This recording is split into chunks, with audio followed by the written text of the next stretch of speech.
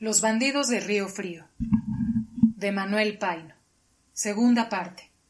Capítulo 3. La ópera en el monte. Lo que modificó de una manera notable las operaciones de Evaristo y de sus enmascarados, que se habían sistematizado de una manera tan regular y arreglada como cualquier institución pública, fue un incidente con que no podía contar ni estar al cabo de ciertas cosas que pasaban en México y que él no sabía.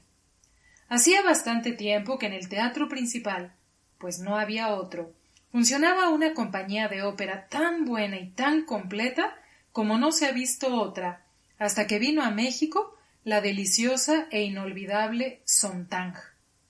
Marieta Albini era una alta y robusta mujer, blanca como la leche, de porte majestuoso, de ojos pequeños, pero muy negros, y una perfecta nariz romana que le nacía de la frente como a las estatuas que se ven en los museos. Albini era una Norma como jamás había pisado el teatro. Adela Cesari era o parecía napolitana, llena de atractivos al mirar, al hablar, al reír, al moverse, al andar. Toda ella era gracia y voluptuosidad. Y las dos, una tiple y la otra contralto, ¡qué escuela! ¡Qué voz! ¡Qué expresión para cantar! Y en el trato y la conversación, ¡qué finas! ¡Qué seductoras! ¡Qué agradables! La ciudad entera estaba enamorada de ellas. Después Musati, un delicioso tenorcillo por el estilo de Nicolini y Sirletti, fogoso y arrebatador. Gali, un bajo profundo que hacía temblar al teatro cuando cantaba el aria del Duque de Caldosa. Supantini, un bufo popular y simpático que tuteaba a todo México, y para completar el cuadro, la buena y simpática Magdalena. Y un acompañamiento de partes secundarias y coristas graciosas y atractivas hasta más no poder.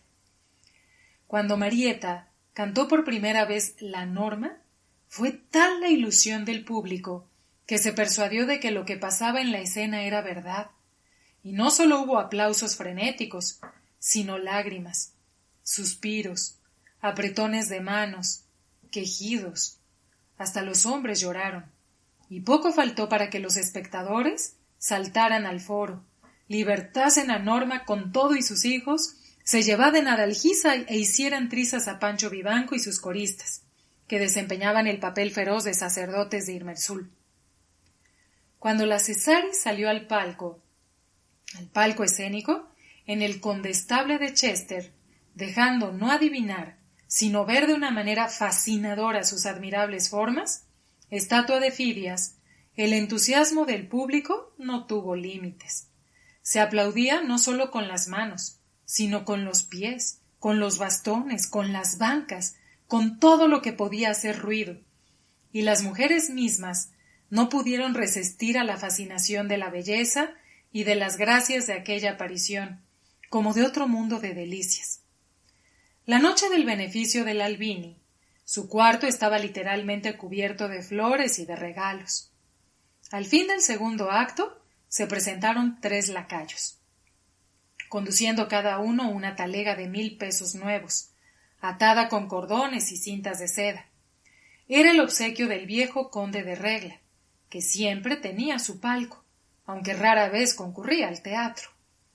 La noche del beneficio de la Cesari, también su cuarto estaba cubierto de flores y de obsequios, y al fin del segundo acto, 2 lacayos entraron conduciendo en una charola de plata un aderezo de brillantes que valía 5,000 pesos.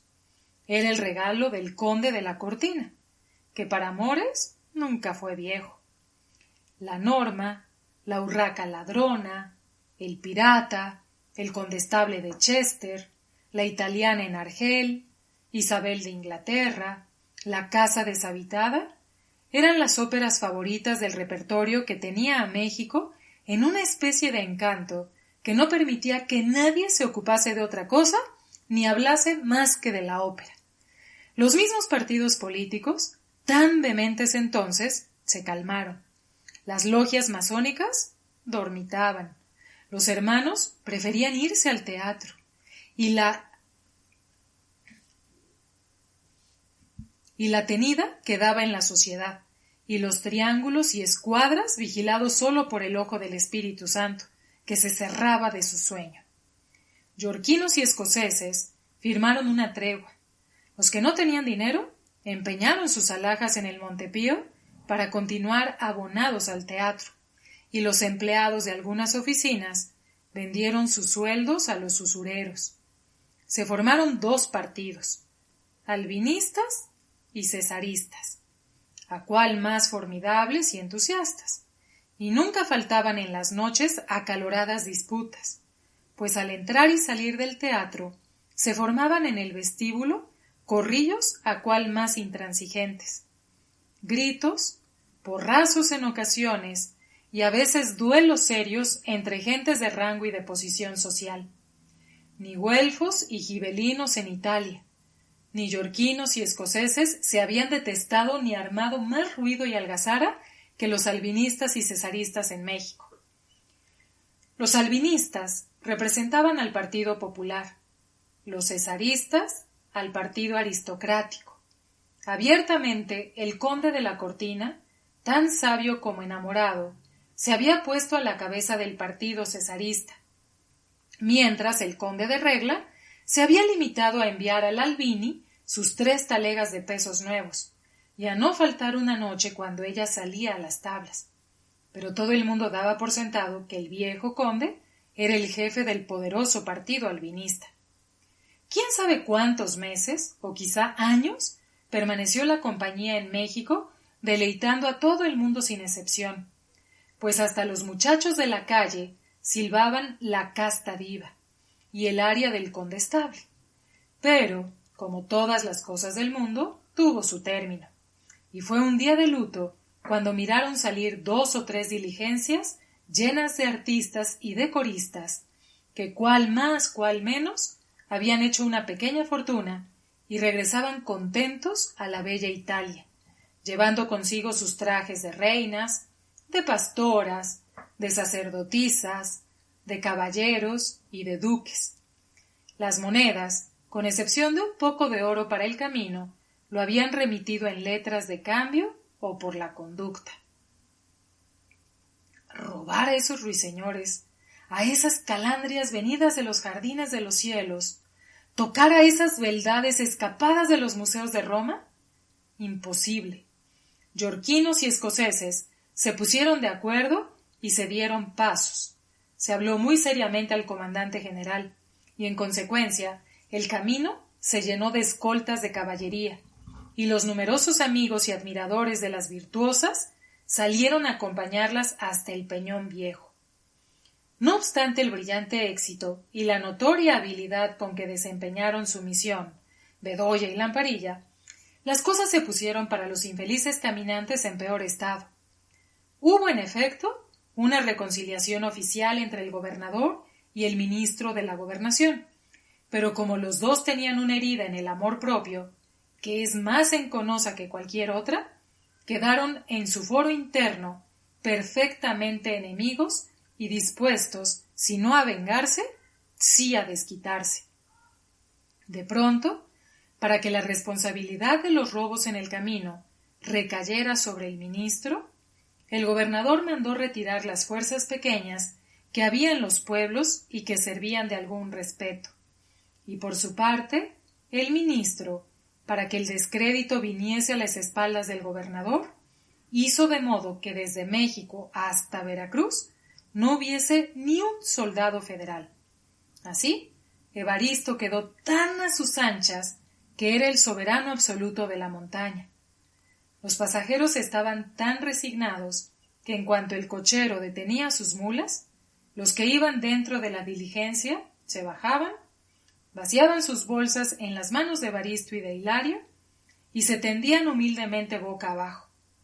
Los bandidos, abusando de esa mansedumbre y enorgullecidos con la impunidad, solían dar de puntapiés a los infelices, dejarlos apenas con la camisa, aunque estuviese helando. Y si algunas mujeres de regulares bigotes se arriesgaban a atravesar el monte, Malas lenguas decían, aunque con mucha reserva, que lo pasaban muy bien o muy mal, porque los enmascarados habían dado en ser un poco aficionados al bello sexo.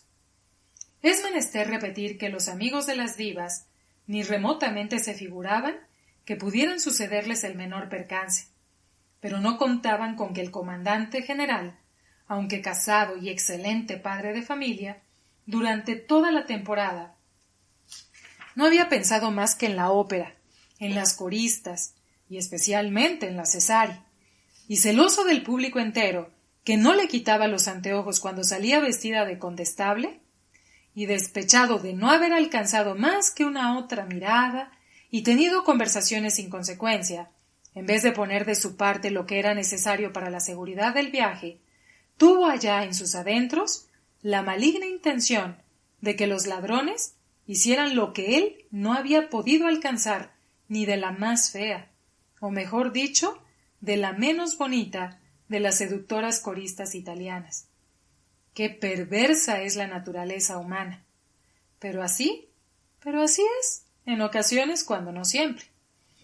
Escogió, pues, para las escoltas del camino, unos escuadrones de cívicos mal organizados, peor vestidos y con caballos tan flacos que un viento fuerte que les cogiese en la llanura podía fácilmente derribarlos. La despedida en el Peñón Viejo de los desdichados adoradores de las bellezas que se iban a tierras lejanas fue muy tierna, pero regresaron tranquilos luego que los 2 coches llenos y cargados hasta el techo de sacos, baúles, sombrereras y 1000 otros accesorios teatrales enfilaron la calzada de Ayotla, seguidos de 25 hombres llenos de brío y de entusiasmo, que azotaban y apaleaban sus pobres caballos para ir al paso de la diligencia y no separarse del lado de las portezuelas. Con 1000 penas llegaron a Ayotla, y allí rindieron la jornada. Otra escolta, al mando de otro oficial, continuó el servicio. Esa sí no pudo seguir los coches, por más que martirizaron hasta con las espadas a los flaquísimos caballos. Algunos tropezaron y cayeron con todo y soldado, sin poderse ya levantar. Los cocheros, por miedo de la multa y porque no les convenía que hubiese balazos y campaña, no querían moderar el paso. El oficial gritaba y trinaba, y a medida que conjuraba a los cocheros a que se detuvieran, el látigo tronaba, y las robustas mulas volaban por entre el polvo del camino. Al fin, el oficial se dio por vencido. Detuvo los pocos soldados que lo seguían, pues los demás habían quedado rezagados por el camino, y dijo: que se los lleve el diablo, ya que no se quieren detener. Y me alegro mucho, pues 4 ladrones bien montados habrían dado cuenta con mi escuadrón, y quién sabe qué suerte habría corrido. Volvió Grupas, se ladeó en la silla, encendió su cigarro y estaba de vuelta en Ayotla a la vez que los viajeros entraban en lo más peligroso del camino, donde ya no había ni asomos de fuerzas.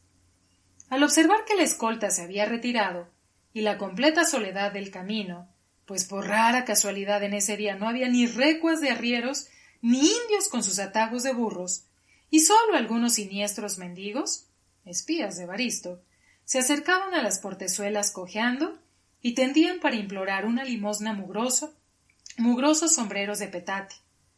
El terror más grave se apoderó de los cantantes, y hacían en su lengua, seguramente, recuerdos de Fra Diavolo, cuando al entrar en un terreno sombrío, escucharon el terrible grito: ¡Alto ahí! ¡Grandísimos! Era, como ya se ha dicho, el usual y cariñoso saludo de Evaristo. Las diligencias se detuvieron, y no sólo los enmascarados las rodearon amenazando con sus garrotes, sino 5 o 6 más de a caballo, antiguos conocidos de Hilario, con que se había reforzado la cuadrilla, queriendo ya dar vuelo y establecer más en grande la negociación que iba decayendo de día en día a causa de los pocos pasajeros y de la escasez de sus bolsas y pobreza de sus maletas. Giacomo Bellani era el marido de Marietta Albini, más alto que ella, que es mucho decir, de color un poco más subido que trigueño, gran bigote y perilla negra que le cubría hasta muy abajo el labio superior. Tenía más de árabe y de griego de las islas que de italiano. Desvió con la mano el cañón de la pistola de Hilario, que apuntaba rectamente a la cara de Norma, y llevó la otra a un largo puñal que tenía en el bolsillo, estando resuelto a vender cara su vida, pero salvarla de su mujer. Hilario, un poco sorprendido de ese aparato de resistencia, quiso intimidar. Retiró la pistola y la disparó al aire. ¡Dio, Dio! Gritaron las bellas italianas, encogiéndose todas, tapándose los ojos y queriendo guarecerse las unas con las otras. Pero no fue un grito destemplado como el de las señoras principales de Puebla, sino una armonía que brotó de aquellas gargantas que continuaban diciendo en italiano quién sabe cuántas cosas, y parecían más bien el ensayo de un coro de Rossini. Evaristo no dejó de notarlo, y retirando la pistola, dirigió a Hilario una de esas palabras enérgicas del idioma español, reprendiéndole porque sin necesidad, y sobre todo sin su orden, había disparado su pistola. Las mulas, que tenían pocas semanas de servicio, se espantaron, y a no haber sido por el sota que estaba delante y los fuertes puños de Mateo, habrían partido a escape y hecho pedazos el carruaje y los que iban dentro. Eso no es lo tratado, valedor, le dijo Mateo a Evaristo con mal humor, o mejor dicho, con grosería. O semos o no semos. ¿Y para qué es comprometerse a lo que no se ha de cumplir? Si no estoy tan prevenido, me matan estas mulas que son cerreras y relajas. Y ya se lo había dicho. ¿Y qué le resultaba de eso? Además, son cantantes. Tienen ministro como don Rafael, y son cómicos del Teatro de México. Y le ha de ir mal. Mejor será que los deje dentro del coche y haga que le canten algo. Ya sabe, valedor, me encargaron que cuidara la carga, y tengo mis obligaciones en la ciudad. Bueno, porque tú te empeñas, Mateo, le respondió Evaristo. Pero, ¿qué traen? Pues de eso sí no sé, pero vestidos de reyes y de todas clases con galones de oro y de plata. Si quiere, regístrelos, pero breve, porque ya sabe a la hora que tengo que llegar precisamente a Puebla. Bien, mientras pasaba este corto diálogo entre Evaristo, a caballo, y Mateo en su pescante, conteniendo con esfuerzo su tiro cerrero de mulas, las italianas se habían recobrado del susto, y los indios, enmascarados, vaciado la covacha, regando por el camino baúles, maletas y sacos. Mateo se inclinó un poco para hablarles a los de la diligencia. Les dijo que entregaran las llaves, que no intentaran resistir y que no tuvieran cuidado. Se acercó de nuevo Evaristo a la portezuela con mejores maneras. Les pidió las llaves y el dinero. Les aseguró que nada les sucedería si obedecían lo que mandase y no intentaban hacer ninguna resistencia. Se apresuraron las italianas a dar cuanto oro menudo tenían, y la cosecha de escudos no fue tan mala, con lo que se contentó el bandido sin exigir más, y fue a visitar los equipajes. Entre la ropa de uso se encontraban vestidos y adornos de teatro que no habían podido colocarse en las cajas que días antes habían enviado por la línea de carros. Así, Hilario y sus indios habían sacado ya un magnífico traje de reina de Babilonia, el del condestable de Chester, con que la Cesari trastornaba las cabezas de los abonados, el de la Vestala de Algisa y otros por ese estilo. Los indios de la sierra de Chalma, que veían asombrados por primera vez aquello, no disimularon su sorpresa, y creyeron que eran ornamentos de iglesia o de personajes tan elevados que jamás habían pensado que transitarían por un camino donde acostumbraban ver a los pasajeros con vestidos comunes, zarapes y capotones, y nada de telas finas, de terciopelo y de galones de oro y plata. Todo eso es falso, valedor, le dijo Mateo a Evaristo. Si quema los galones, no sacarán más que cobre, y si se roba los vestidos, como son tan conocidos como de cómicos, donde quiera los descubrirán. Déjeselos, hágales cantar y despáchenos, que se me va haciendo tarde. Los cocheros de Zurutuza no eran de ninguna manera cómplices, pero a fin de que la línea pudiese subsistir, y para que no los maltrataran y mataran, habían tenido que transigir, desde tiempos muy atrás, con los bandidos que a temporadas a veces largas aparecían por las montañas de Río Frío y habían concluido, especialmente Mateo el Yanqui, Juan el Diablo, Marcelino y Ruperto, que servían la línea de Veracruz, por ejercer cierto dominio, logrando la grandísima ventaja de que no los registraran, y de esta manera conducían con entera seguridad cartas de importancia, dinero, relojes de oro y alhajas que entregaban religiosamente a los viajeros a su llegada a Puebla, a Jalapa o a Veracruz. Esta influencia era más grande respecto de Evaristo. Ladrón, se podía decir, nuevo, queriendo guardar su reputación de agricultor, todavía sin hombres determinados y valientes que lo acompañasen, y sin estar relacionado para ocultar y vender lo robado, estaba casi subordinado a los cocheros, que lo amenazaban con que si los fastidiaba mucho y ejercía violencias con personas notables y ricas como Escandón, Pesado y otros, se suspendería la línea y quedarían entonces reducidos a asaltar arrieros e indios, que también a su tiempo sabrían tomar las veredas del monte. En cuanto a don Rafael Veraza, no hay ni qué hablar. Hacía regularmente su viaje de ida y vuelta a Veracruz.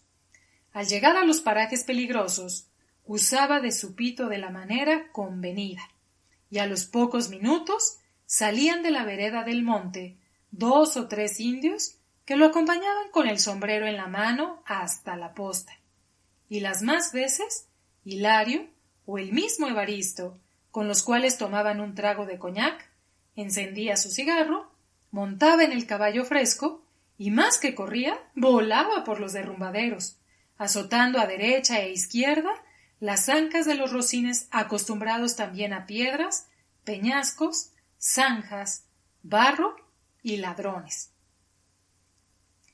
El amo don Anselmo, cada vez que por los negocios de su casa o por respirar el aire de la mar se le antojaba ir a Veracruz, mandaba poner dobles tiros en las postas, y en un coche extraordinario, con Mateo y Marcelino de cocheros, emprendía solo el viaje sin armas ningunas, y lejos de esconderse dentro del carruaje, iba sacando por la portezuela su faz rubicunda y sonriendo a los árboles, a los magueyes y a los campos de cebada. En el tránsito, en vez de ser atacado o molestado, arrieros, indios, rancheros y ladrones se quitaban el sombrero y saludaban diciéndole: «Buen viaje, amo don Anselmo, y que Dios lo lleve con bien». Cuando las diligencias ordinarias llegaban a Puebla, ya don Anselmo, rasurado, lavado y vestido de limpio, estaba ceremoniosamente sentado en la cabecera de la mesa del comedor de la casa, esperando a los viajeros para dar la señal con una campanilla de que se sirviese la sopa. Tal o poco menos era el estado que guardaba el camino de Veracruz en la época en que pasaban esos acontecimientos, siendo inútil decir que aparecían sus partidas, que nada tenía que ver con Evaristo, por el rumbo de Chalco, por el Pinal de San Agustín, en las cercanías de Perote, y realmente no se disfrutaba de una seguridad completa, sino de Jalapa a Veracruz. Llegó el caso de que la diligencia fuese asaltada y robada 4 veces. Sigamos todavía un poco más con nuestras bellas italianas y con los eximios cantantes. Mateo no consideró suficiente la recomendación que desde el pescante había hecho Evaristo, sino que entregó por un momento las riendas al sota y descendió a hablar con él y con Hilario.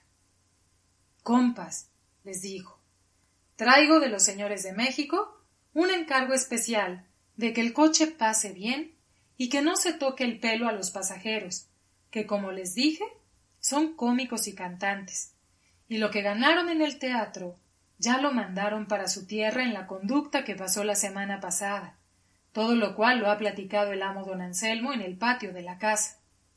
Si hay queja del monte, el amo me dijo que suspendía por 6 meses el viaje, o hasta que acabara la tropa con ustedes, con que ya saben lo que hacen. Y como me han dado una buena gala y soy completo, de mi parte les quiero convidar.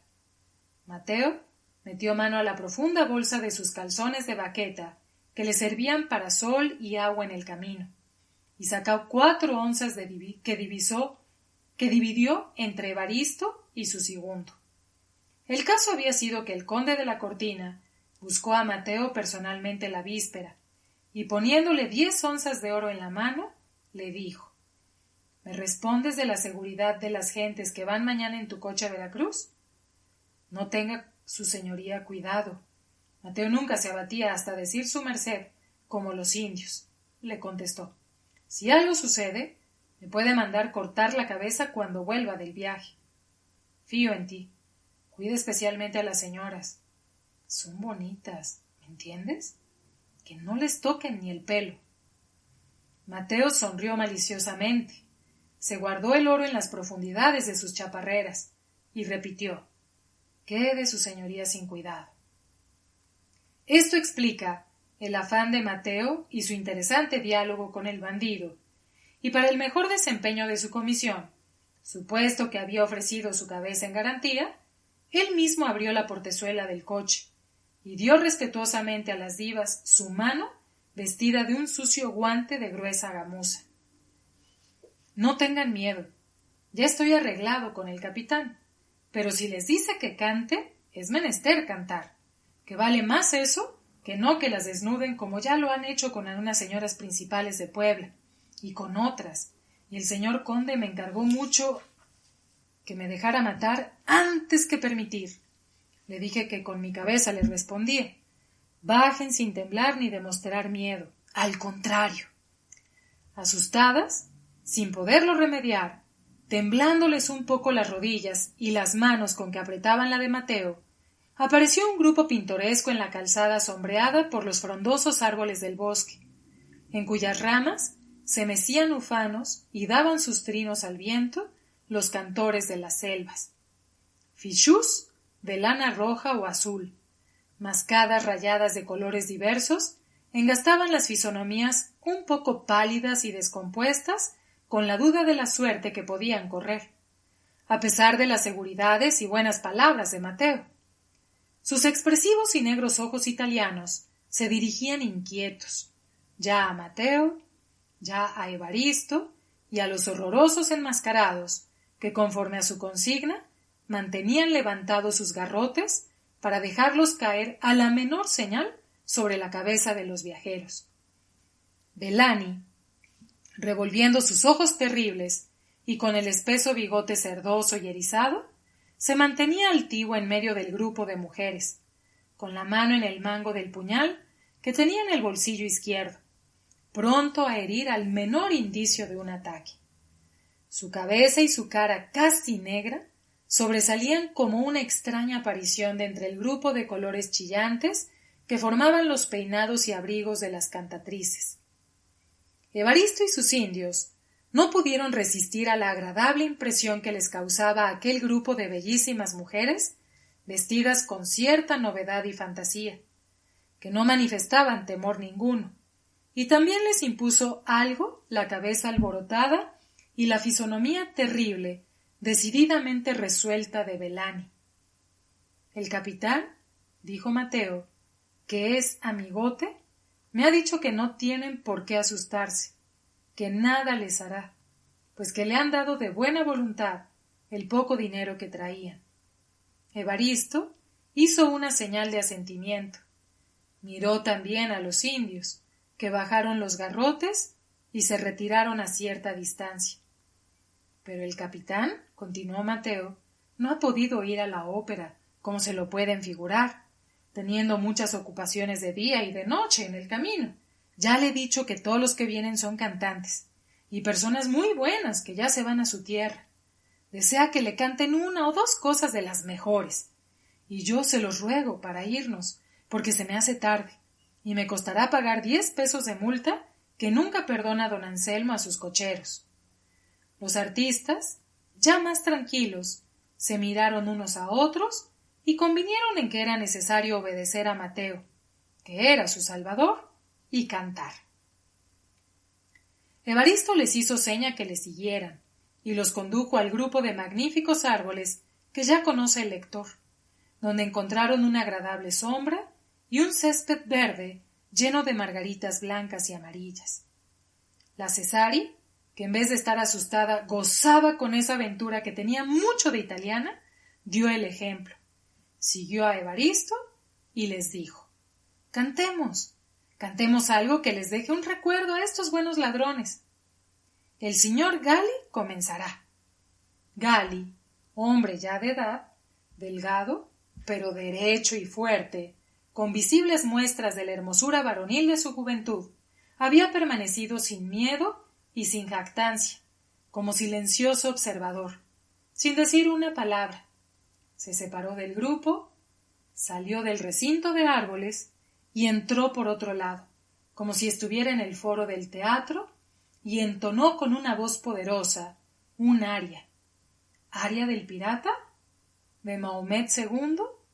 ¿De Semíramis? Oh, quién sabe.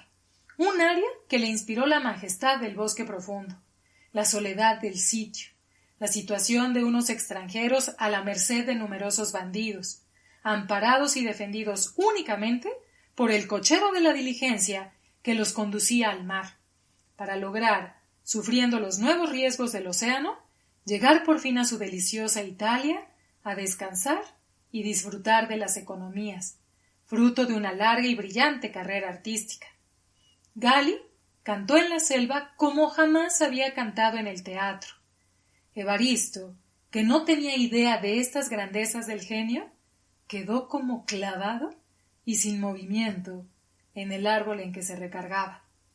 Los enmascarados, inconscientemente, se fueron acercando poco a poco, como atraídos por este nuevo Orfeo. Luego que acabó Gali, la Cesari, dominada, como mujer, más que Gali por idénticos sentimientos, se presentó en ese foro bellísimo y salvaje. Se arrancó los peinados y tocas de seda que le cubrían la cabeza, arrojó al suelo el abrigo de camino que le envolvía y apareció como una maga fantástica, erguida, hermosa, con una túnica de seda azul celeste, ceñida con un cinturón de galón de oro, y comenzó a cantar. ¿Qué cantaba?